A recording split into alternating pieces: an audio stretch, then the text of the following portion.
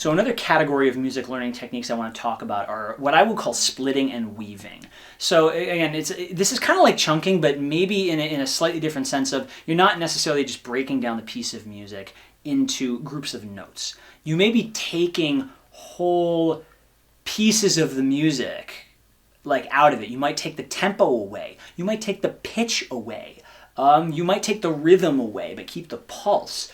You might take the tone away, or you may choose to ignore certain things. Like you might just say, all right, you know what? The tempo's not important right now. Or like pitch accuracy is not important right now. You might still play notes, but just if there are pitch mistakes, you just ignore them because you're focusing on something else. But you may also like entirely remove certain things. Like the easiest way to do this is something like taking it out of time. I talked a bit about that in speed expansion, where you say, all right, you know what? I'm going to make the pulse go away.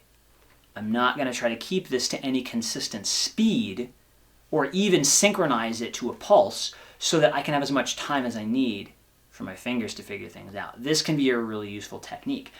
Another specific way that I do this is what I call externalizing.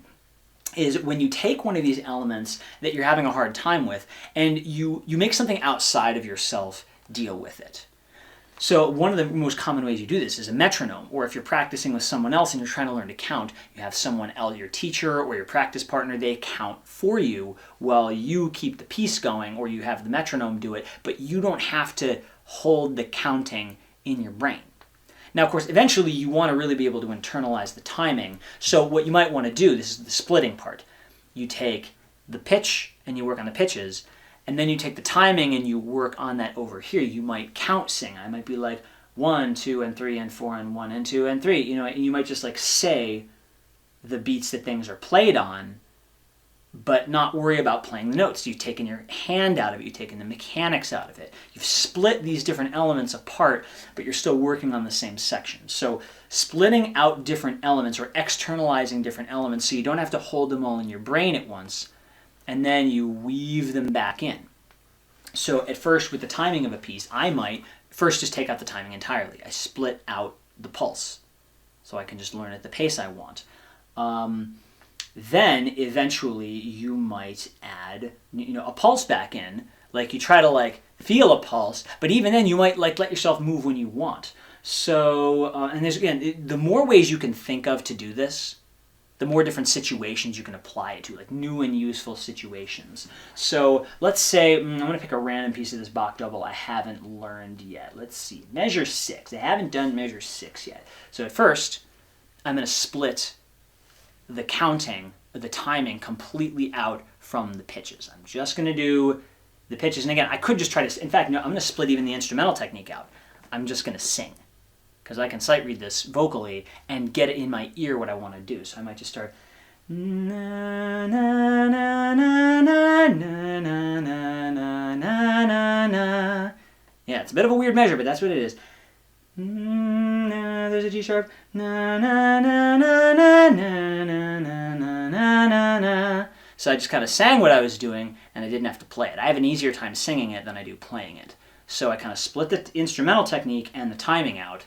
Now I'm going to weave the instrumental technique back in, but not worry about the timing. Let's find my G sharp. Let's do my A. There we go.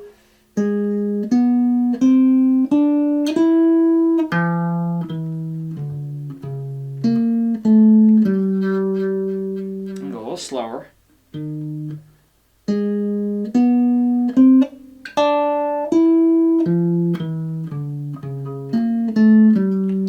This time.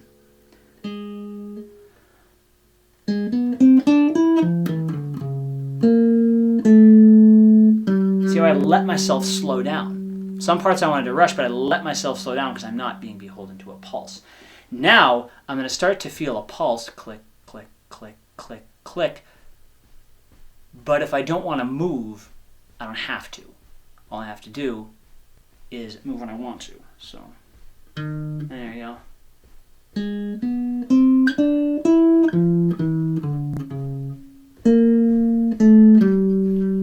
See, I didn't necessarily even move things on like a regular pulse, but I always move on a pulse. Now I think I can try to move on all the pulses, because that's how the rhythm is actually. Da, da.